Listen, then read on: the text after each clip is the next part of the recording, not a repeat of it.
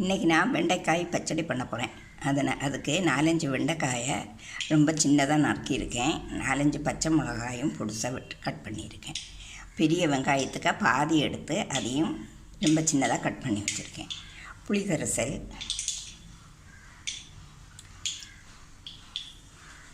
அப்புறமா கடாயில் 1 table spoon எண்ணெய் ஊற்றியிருக்கேன். எண்ணெய் சூடாயிடுச்சு. கடுகு,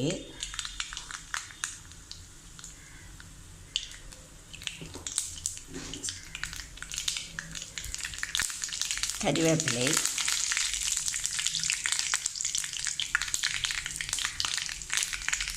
ஒரு 1/2 டீஸ்பூன் வெந்தயத்தூள், 1/2 டீஸ்பூன் காயத்தூள்,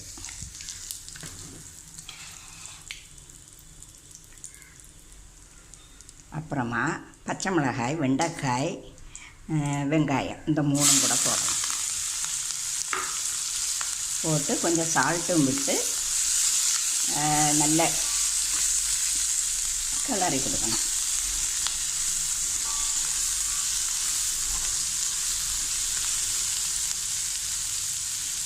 மூடி வச்சு வேக வைக்கணும்.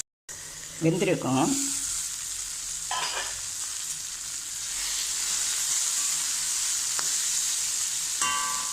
இனி புளியும் விட்டு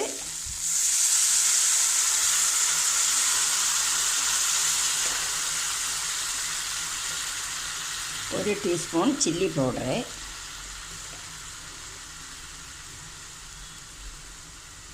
ஒரு டீஸ்பூன் மஞ்சள் பொடி,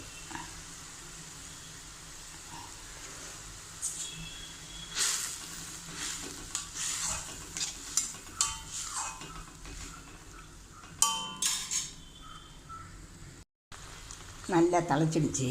இனி ஒரு பீஸு வெல்லம் அதுவும் போட்டு, கொத்தமல்லி கீரை ரொம்ப சின்னதாக நறுக்கியிருக்கேன் அதையும் போடணும். போட்டு நல்லா கிளறி கொடுக்கணும்.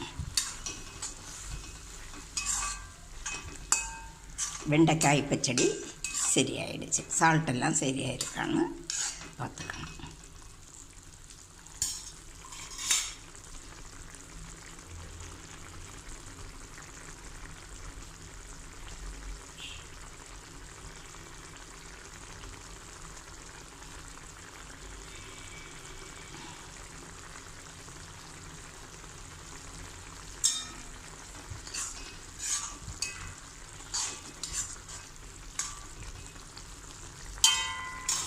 திக்காயிடுச்சு.